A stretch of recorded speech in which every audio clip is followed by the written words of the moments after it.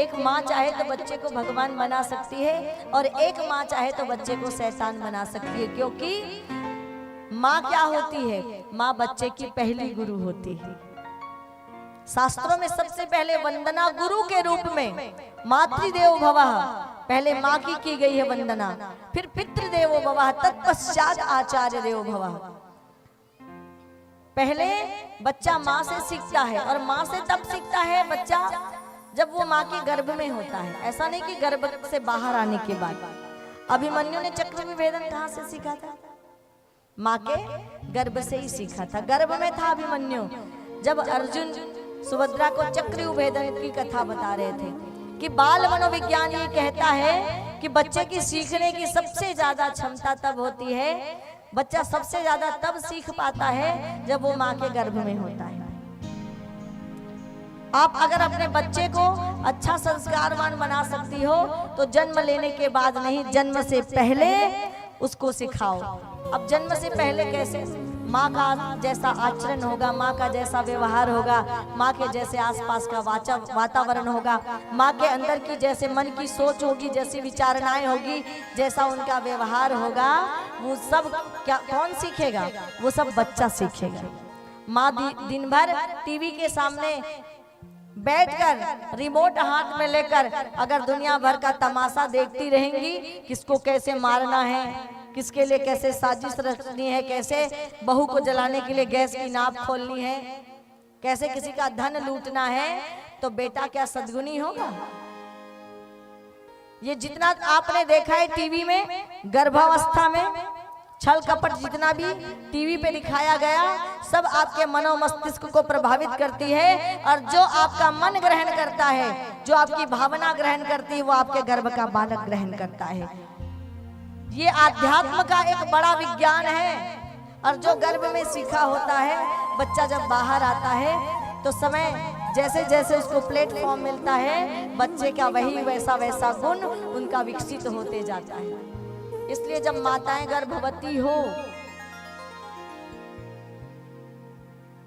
जिनके घर में बहुएं आ गई हो, जिनकी बेटियों का ब्याह करना हो, ब्याह करके गई हो बेटियां, उनको सिखा देना गर्भावस्था में अच्छे सत साहित्यों का अध्ययन करे। जो महापुरुष उनको पसंद है उनकी कहानियों को पढ़े, बाल निर्माण की कहानियों को पढ़े, महापुरुषों के जीवन चरित्र को पढ़े, कुछ ग्रंथ आदि को पढ़कर अपने विचार को अच्छा बना के रखे, अपने आप को प्रसन्न रखे, तो आपका बेटा भी गर्भ से ही संस्कारवान होकर जन्म लेगा। ज्यादा कुछ बाहर आकर सिखाने की आवश्यकता पड़ेगी नहीं, जिन्होंने गर्भ में ही संस्कार पा लिया है। इसीलिए माँ को पहली गुरु मानी गई है। फिर जन्म लेने के बाद कुछ समय बढ़ता है तो पिता के हाथों में आ जाता है एक बालक। माता शत्रु पिता बैरी, ये न बालो ना पाठिता। वो माता शत्रु और वो पिता बैरी हैं, जो अपने बच्चे की गलतियों को छुपा कर भी अपने बच्चों की गलतियों पर उन्हें डांट कर उन सुधार की आंख नहीं रखते, सुधार की व्यवस्था नहीं बनाते हैं। वो सबसे आपको लगता होगा हम बच्चों से प्रेम करती हैं, इसलिए बच्चों की गलतियों पर हम पर्दा डाल रही हैं। किसके कारण? प्रेम के कारण। कि बच्चों की गलतियों पर अगर पर्दा डालोगी तो एक दिन बच्चों की गलतियां इतनी बढ़ जाएंगी कि आपको खून के आंसू रोना पड़ेगा। धुंधली ने तो आत्महत्या कर ली अपने बच्चे के कारण, कुएं में कूद कर।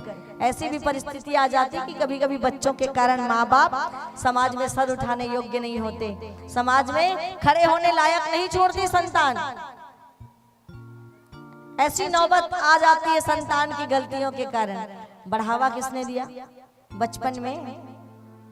अच्छा, बच्चा कोई छोटी सी गलती कर ले घर में, पहली क्लास का भी बच्चा अगर छोटी सी गलती कर ले घर में, पहली बार स्कूल गया है और पहली बार स्कूल जाकर अगर घर आकर कोई गलती कर ले, माताएं क्या कहती है? यही सीखे रहे स्कूल में।